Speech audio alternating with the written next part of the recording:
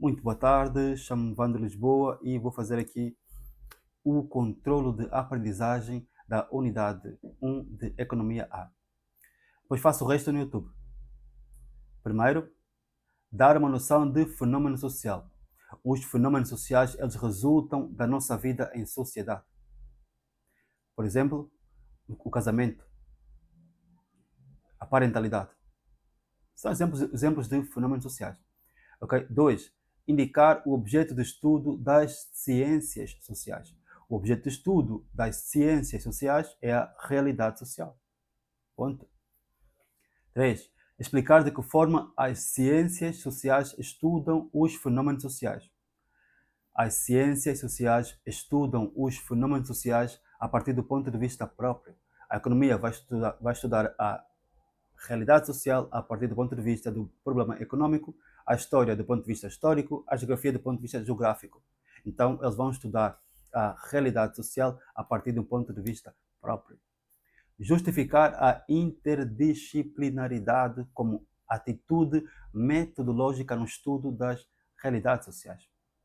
Bom, como vimos lá em cima, cada ciência social vai estudar a realidade social a partir de um ponto de vista próprio. Então é isso que significa interdisciplinaridade. É o uso de várias disciplinas no estudo de apenas um objeto. A importância da interdisciplinaridade.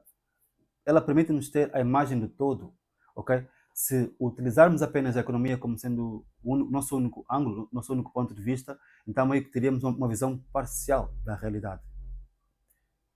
Então, a interdisciplinaridade, o uso de várias disciplinas no estudo de um objeto, permite-nos ter a visão do todo. 5. Dar uma noção de fenômeno econômico.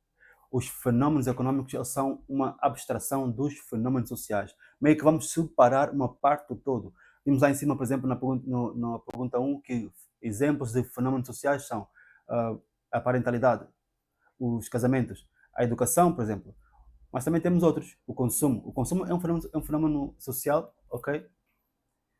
Então aqui, para responder à pergunta número 5, vamos dar uma noção de fenômeno econômico. Os fenômenos econômicos são uma abstração dos fenômenos sociais, ok?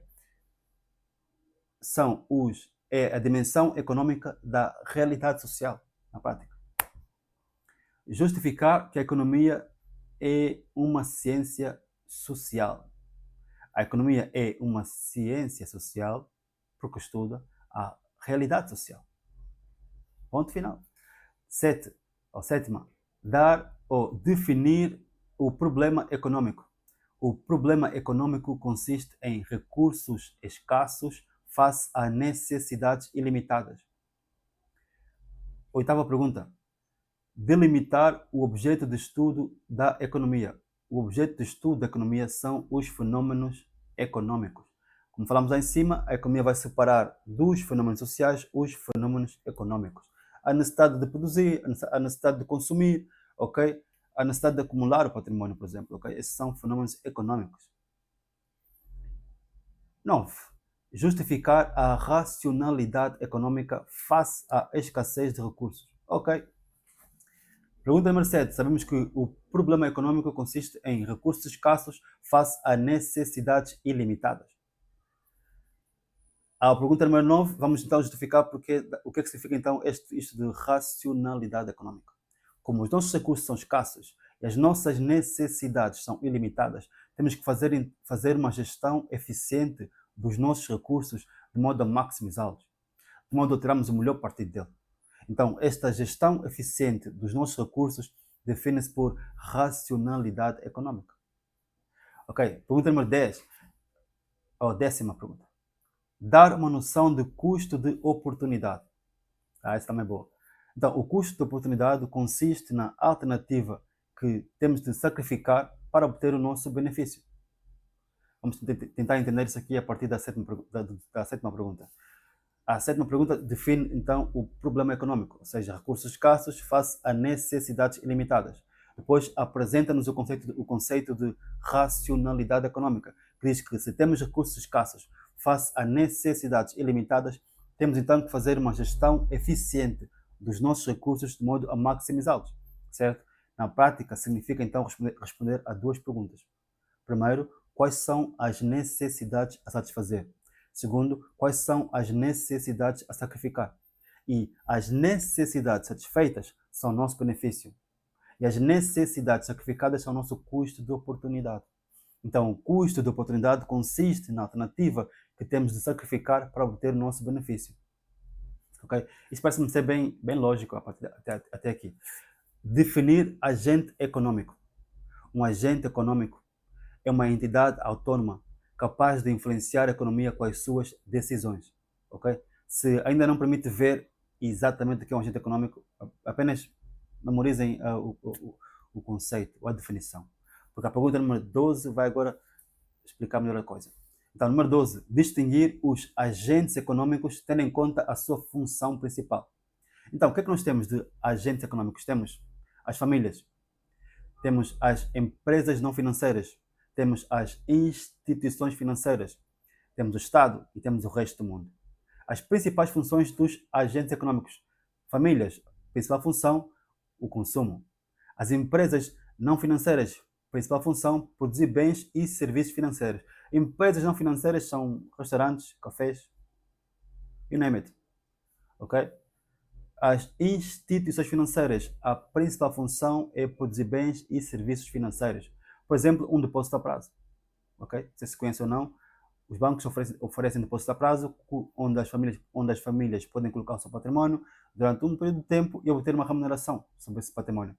Regra geral, os depósitos a prazo têm capital garantido pelo Fundo de Garantia de Depósitos. São conhecidos como risco zero.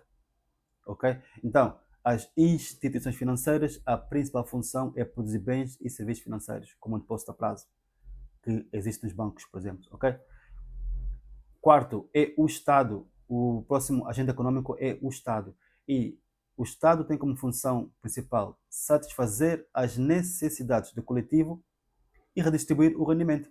Okay? A segurança, a escola pública, a educação, por exemplo, são exemplos das funções do Estado. E por último, o resto do mundo. Aqui, quando falamos do resto do mundo, falamos sempre no comércio internacional. Okay? A função do resto do mundo é trocar bens, serviços, capital, you name it. Okay? Pergunta número 13.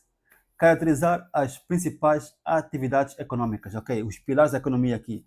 Os pilares da economia estão muito ligados aos fenômenos econômicos. Okay? Então, os pilares da economia são a produção, a distribuição, o consumo, a repartição e a acumulação. Okay? Já vimos que grande parte dos pilares da economia, destes pilares da economia, tem agentes alocados, digamos assim. Por exemplo, aqui no consumo é as famílias, claramente na repartição será o Estado, ok?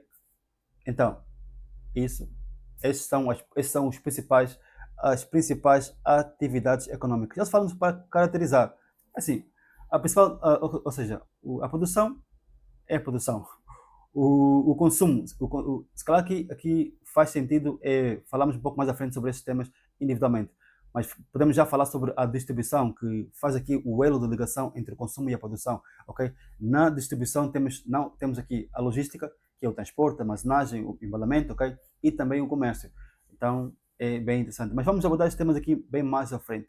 Por agora, a unidade 1 de Economia A está aqui concluída.